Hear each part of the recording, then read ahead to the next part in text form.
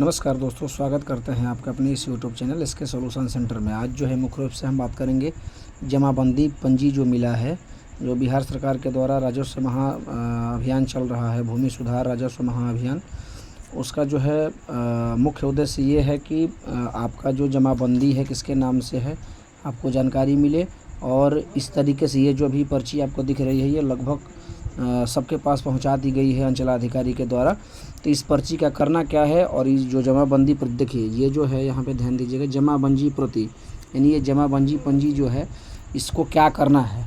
इसको करना क्या है कि पहले सारा डिटेल्स जो है, जैसे कि ये देख रहे हैं यहाँ पे ये डिटेल्स आपका, यहाँ पे नाम हो गया, यहाँ पे आपका मुख्य पृष्ठ हो गया, वर्तमान भाग हो गया, इसके बाद अनुमंडल हो गया, जिला हो गया, इसके बाद यहाँ पे आपका अंचल हो गया।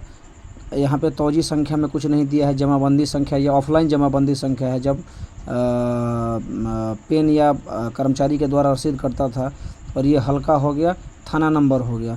इसी तरीके से ये पर्ची आपको मिला होगा। तो इस पर्ची को करना क्या है कि सारा डिटेल्स जो ज़मीन आपका है वो किसके नाम से है, पिताजी का क्या नाम है, खाता नंबर क्या है, देखिए यहाँ पे दिया हुआ है खाता संख्या, यहाँ पे दिया हुआ है खेसरा और यहाँ पे रकबा। इसी तरीके से यहाँ पे एक खाता है और ये खेसरा एक है आपका। अलग अलग मौजे में अलग अलग तरीके से, जैसे किसी का 5 खाता भी हो सकता है, 5 या 6, 7, 8 खेसरा भी हो सकता है। तो इस तरीके से यहाँ पे चौहदी दिया हुआ है। तो चौहदी तो किसी का दिया नहीं है। तो इस फॉर्म का करना क्या है, जैसे आपका पिताजी का नाम यहाँ गलत है तो यहाँ पे अगर गलत है तो सही कैसे करेंगे। अगर जमाबंदी पंजी का नाम जो है गलत है तो वहाँ पे कैसे उसको सही करेंगे। आपका यहाँ पे कोई खाता खेसरा, जैसे कि यहाँ पे खाता आपका यहाँ पे 8 दिया हुआ है, लेकिन ये अगर गलत है, आपका खाता 9 होना चाहिए। तो इसको क्या करना है सब कुछ आपको इस वीडियो में बताएंगे। तो आइए हम वीडियो को स्टार्ट करते हैं। इससे पहले छोटा सा एक रिक्वेस्ट, अगर आप हमारे यूट्यूब चैनल पर नए हैं तो हमारे यूट्यूब चैनल को सब्सक्राइब कर लीजिए और सब्सक्राइब करने के बाद बेल आइकन की घंटी को भी दबा लीजिए ताकि आने वाला हर एक वीडियो आप तक सबसे पहले पहुँचे। तो चलिए स्टार्ट करते हैं। आपको इसमें मिलाना क्या है और भरना क्या है। सबसे पहले मिलाना है आपका नाम, सबसे पहले हमें मिलाना है रैयत का नाम और मौजा। यहाँ पे मौजा दिया हुआ है तो मौजा ये हो गया, रैयत का नाम हो गया। इसके बाद आपको करना क्या है कि पिताजी का नाम, ये रैयत का नाम और पिताजी का नाम, ये मुख्य पहला काम है कि इसको मिलाना है कि नाम रैयत का जो है वो सही है कि नहीं है, स्पेलिंग सही है कि नहीं है, और ये पिताजी का नाम सही है कि नहीं है।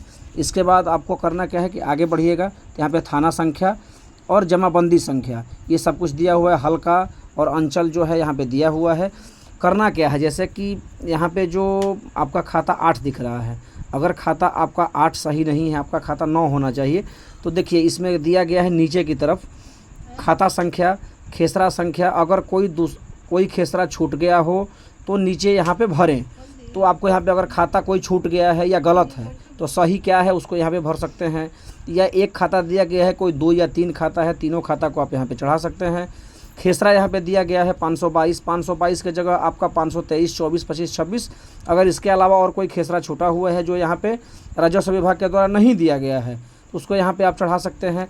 अगर रकबा में कोई मिस्टेक है, अगर यहाँ पे रकबा आपका जो है 8.002 डिसमिल दिखा रहा है, आपका ये ज़्यादा होना चाहिए या आपका ये इससे भी कम होना चाहिए, तो यहाँ पे इसको आप लिख सकते हैं। आगे यहाँ पे चौहद्दी आपको लिखना पड़ेगा। यहाँ पे चौहद्दी लिखना नहीं भूलना है, मेन जो है चौहद्दी ही है।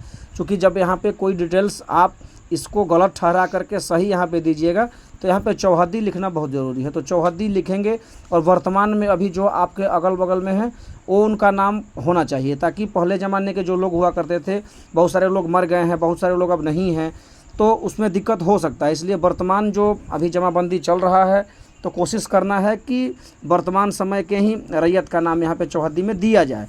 अगर आपको सुधार करना है, सुधार के लिए करना क्या है कि इसमें से 1, 2, 3, 4, 5, 6, 5 इसमें दिया गया है, पाँचों में से कोई एक दस्तावेज आपको सत्यापन के लिए देना है, ताकि इसके आधार पे ये डेटा पता चल सके कि आपका खाता खेसरा जो यहाँ पे आप दे रहे हैं ये आपका है और जो दिया गया है ये गलत है और ये सही है। तो सही जो आपका होना चाहिए, जो भरे हैं उसका यहाँ पे एक आप लगान रसीद भी दे सकते हैं, शुद्धि पत्र भर के दे सकते हैं।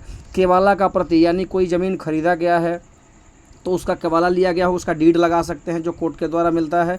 खतियान की प्रति, यानी आपका पुश्तैनी ज़मीन है तो बाप दादा के नाम से जो खतियान है उसको आप यहाँ पे लगा सकते हैं। मापी प्रतिवेदन, यानी कभी अपने ज़मीन का आपने सरकारी अमीन के द्वारा अगर मापी कराया है तो आप उसका एक सर्टिफिकेट लगा सकते हैं जो आपके पास उसका प्रति है। तो इस तरीके से आपको करना है। फिर से मैं बता देता हूँ कि ऊपर में ये आपका हल्का, मौजा, थाना संख्या, इसमें गड़बड़ नहीं हो सकता है। गड़बड़ इसमें हो सकता है आपका खाता, आपका खेसरा, आपका रकबा, रैयत का नाम और यहाँ पे रैयत के पिताजी का नाम, ये गड़बड़ हो सकता है। तो आप जो है खाता के जगह पे जो खाता छूट गया है नीचे में भरना है, जो कि पहले बता भी चुके हैं। खेसरा जो छूट गया है, जो नहीं दिया गया है या जो दिया गया है वो गलत है, तो सही क्या हो सकता है उसको यहाँ पे नीचे लिखेंगे। एक खेसरा भी लिख सकते हैं, दूसरा भी लिख सकते हैं, तीसरा भी लिख सकते हैं, इस तरीके से। और रकबा, मूल ध्यान देने जो चीज़ है कि आपका खाता नंबर जो है और खेसरा नंबर जो, उसमें रकबा क्या है, हर एक प्लॉट का अलग अलग रकबा होता है, तो उसको अलग अलग लिखेंगे और नीचे में टोटल लिखेंगे कि आपका टोटल कितना रकबा हो रहा है। और चौहद्दी यहाँ पे लिखना बहुत ही ज़रूरी है। तो यही था एक आपके लिए जानकारी, हो सकता है कि आपके यूजफुल जानकारी हो सकती है आपके लिए। तो इस वीडियो को आप ज़्यादा से ज़्यादा शेयर करेंगे, ताकि बहुत सारे लोग कंफ्यूज हैं कि आखिर इस पर्ची का करना क्या है, अगर गलत है उसको सही कैसे करा सकते हैं। तो आप जो है इस वीडियो को ज़्यादा से ज़्यादा अपने लोगों के पास शेयर करेंगे और ताकि उनको भी जानकारी ये मिल सके। बहुत बहुत धन्यवाद।